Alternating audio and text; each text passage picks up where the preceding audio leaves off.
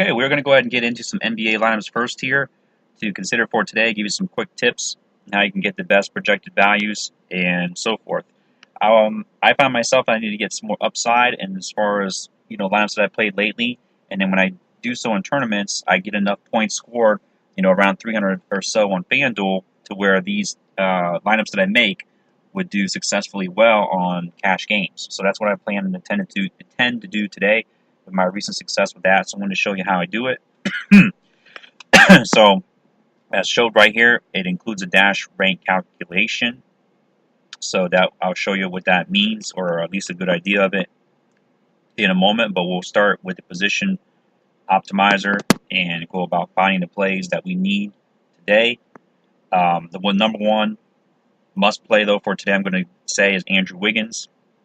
You need to play him as his projected value is great. So, but we'll start first with the point guards. I don't see it as necessary to pay up for a point guard this week. So I just arranged them in order here, though, as far as the highest projected optimized value.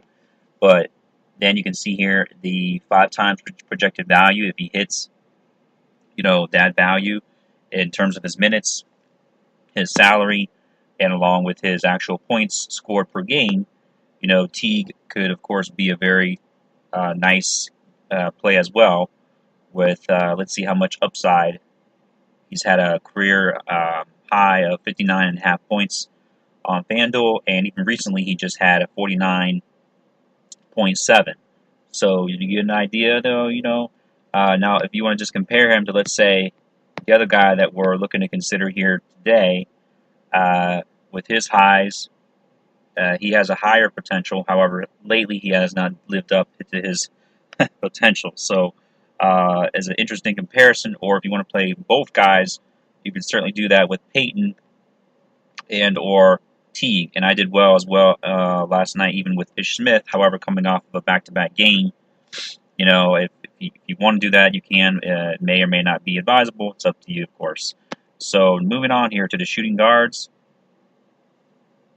As I mentioned, Wiggins, I'll also order these up here in terms of value overall and a little bit more in-depth projected value. So, excuse me. So with Mitchell, of course, he's highly and top rated, but Wiggins, you can play for an optimal price and get him in your lineup and not worry about him because he's really the highest must play of the day.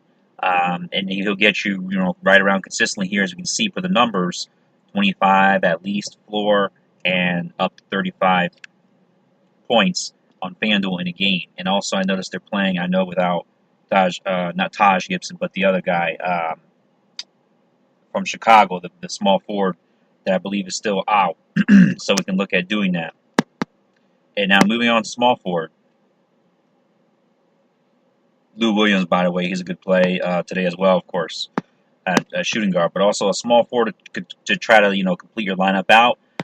We're looking at here Harrison Barnes is perhaps a low-owned option today, and he's getting you consistent numbers as well, and all around he's a good play at almost reaching 5 times his value if he hits his amount of average 30.4 fantasy points per game. So we're looking at getting that from him as well tonight, as well as just looking on down the line here. What I like to do, really honestly, is come down here to any of these guys who are not so highly ranked, just to find another lower owned, I would say, option.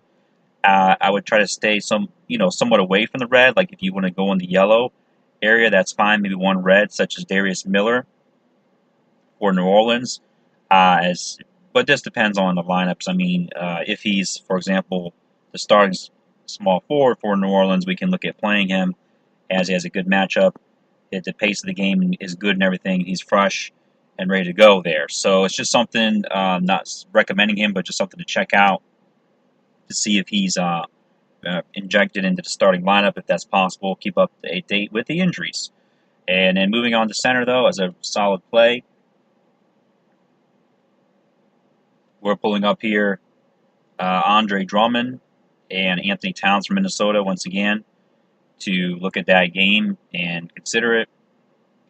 And in terms of value, looking at a guy that's probably really, well, these guys are in 10,000 range, so Nurkic, you can drop down if you need a cheaper option easily, insert him into your lineup versus Houston. Well, I think Houston may have some trouble handling him, even though they're fourth ranked overall defense, but 20th against big men. So there's your indication there of a good matchup as well for Nurkic against Houston and playing him.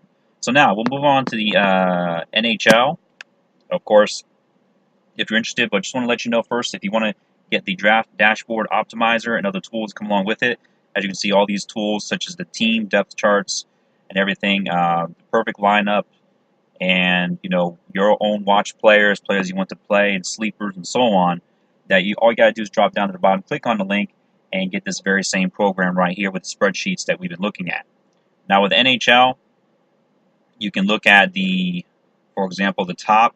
I like to go to the studs, straight to the studs, and trying to find the best consistent performing NHL players, as I do keep up with the NHL in terms of fantasy daily to help you out with that here, as I'm just waiting for the connection to reconnect.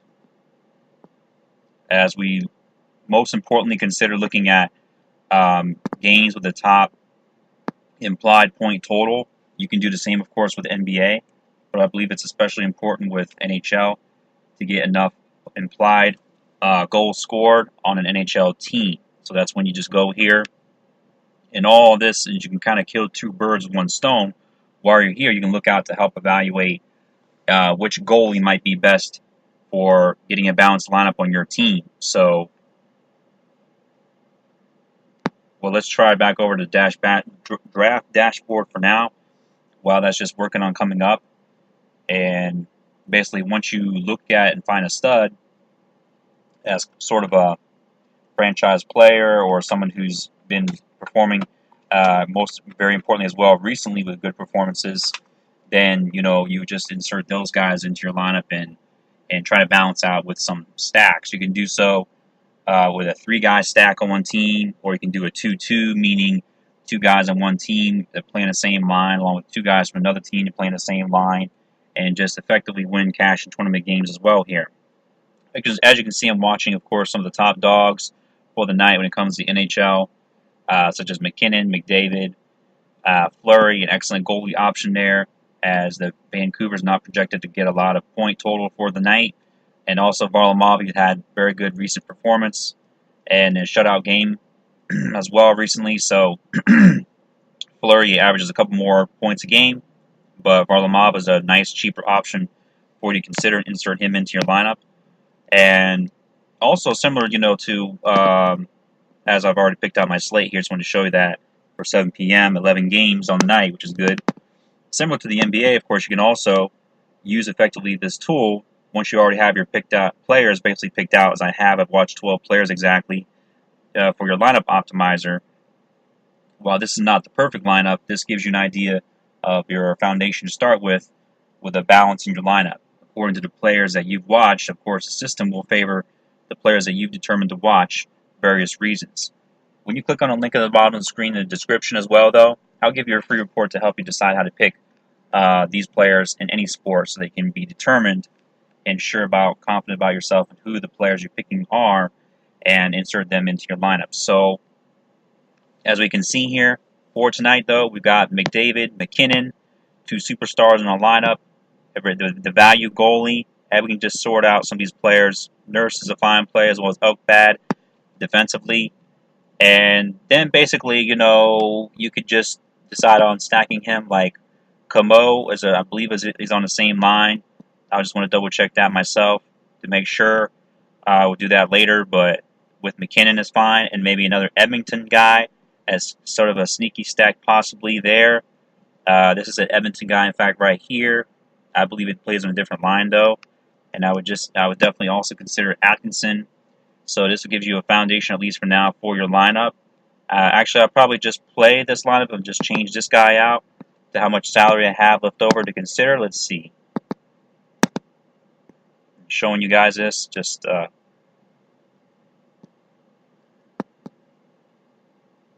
looking for the guy I want, Edmonton, Lucic, And that's a fine play right there. We'll save that lineup and insert it. So thanks for watching, guys. You have a great day.